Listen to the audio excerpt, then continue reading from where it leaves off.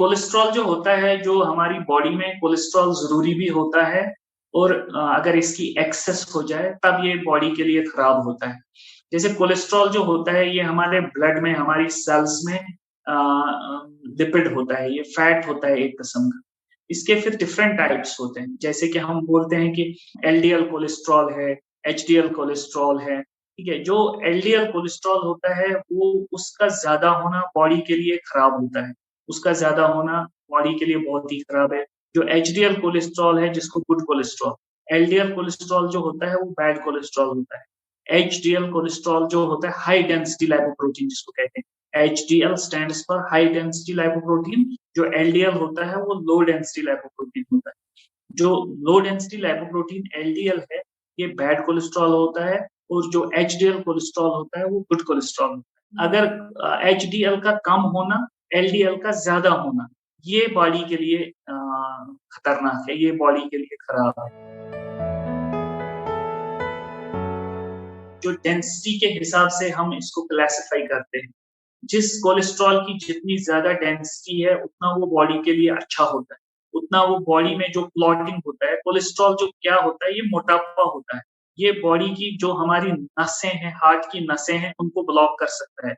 लेकिन जिस कोलेस्ट्रॉल की डेंसिटी ज़्यादा होती है, जिसको हम एचडीएल बोलते हैं, हाई डेंसिटी लाइपोप्रोटीन, वो क्लॉटिंग रोकता है। वो जो होता है उस अगर वो बॉडी में अच्छी क्वांटिटी में है, उसकी वजह से ब्लॉक नहीं होता है। उसकी वजह से खून जो है आपका मोटा नहीं होता है, खून पतला रहता है, वो फ्रीली मूव करता है आपकी नसों में।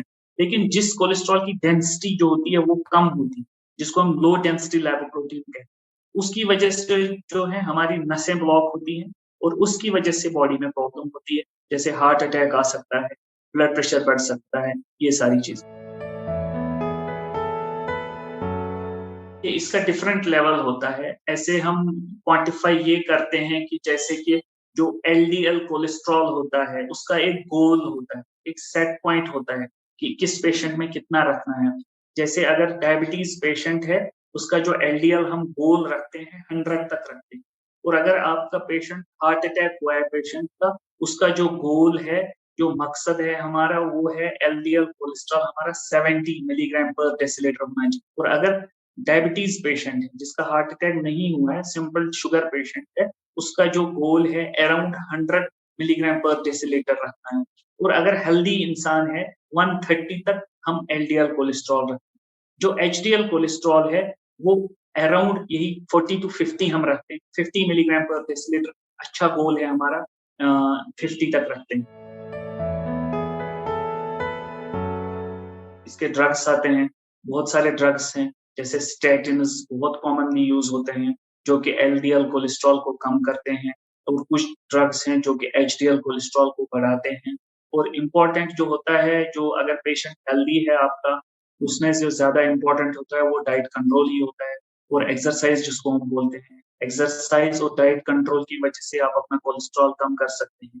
और अगर कोलेस्ट्रॉल आपके डाइट और एक्सरसाइज की वजह से मेंटेन नहीं हो पा रहा है, फिर आपको ड्रग्स का यूज़ करना पड़ता है। और अगर हार्ट अटैक पेशेंट है, उसमें डायरेक्टली आपको ड्रग्स का यूज़ करना ही करना है। डायबिटीज़ पेशेंट क्योंकि हाई रिस्क है हार्ट अटैक के लिए, उसमें भी डायरेक्टली ड्रग्स का यूज़ करना ही करना पड़ता है। इसके लिए ड्रग्स आते हैं जो एलडीएल कोलेस्ट्रॉल को कम करते हैं, एचडीएल कोलेस्ट्रॉल को बढ़ाते हैं या ट्राइग्लिसराइड्स को कम करते हैं।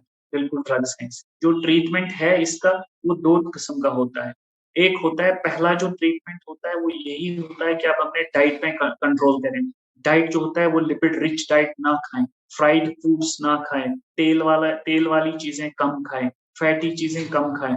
उसके बाद जो है एक्सर हफ्ते में 5 दिन कम से कम 30 टू 45 मिनट्स का exercise, brisk walk, moderate to brisk walk जिसको बोलते हैं, वैसा हो।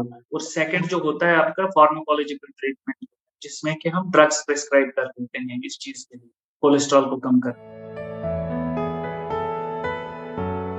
वही डिपेंड करता है कि अगर आपका अगर पेशेंट डायबिटीज़ है, तो उसको yearly 6 month to yearly cholesterol का टेस्ट करना चाहिए। अगर हार्ट अटैक पेशेंट को ऑलरेडी हुआ है, 6 मंथ्स टू ईयरली उसका टेस्ट कराना चाहिए। अगर पेशेंट यही जो हाई रिस्क पेशेंट्स हैं, फैमिली हिस्ट्री है कोई जिसकी हार्ट अटैक की, कोरोनरी आर्टरी डिज़ीज़ की, उनमें करना चाहिए टेस्ट। उनमें बेसलाइन तो होता ही होता है, उसके बाद 4 टू 5 ईयरली उनको टेस्ट कराना चाहिए। तो ज़्यादा जो रहता है वो यही है कि अगर आपके रिस्क फैक्टर्स हैं, डायबिटीज़ है, हाइपरटेंशन है, प्रीवियस हार्ट अटैक है, उनमें 6 मंथ्स टू ईयरली टेस्ट कराना चाहिए।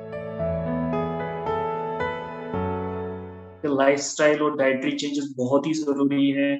जो आपका एक्सरसाइज़ होता है आदत बनाएँ कि बाय फुट चलने की ज़्यादा आदत बनाएँ। जैसे कि किसी बिल्डिंग में काम करते हैं आप, वहाँ पे लिफ्ट लगी है, तो ज़्यादा बेटर है अगर आप लिफ्ट यूज़ ना करें, स्टेयर्स का यूज़ करें। ज़्यादा बाय फुट चलें। हफ्ते में कम से कम 5 दिन एक्सरसाइज़ ले लें। 30 टू 45 मिनट्स का एक्सरसाइज़ होना चाहिए। Moderate to brisk walk exercise में होना चाहिए। दूसरा है आपका जो डाइट है, जो है तली हुई चीज़ें कम करनी है, कार्बोहाइड्रेट ज़्यादा कम करना है, फ्राइड फूड्स कम करने हैं, ये सारी चीज़ें।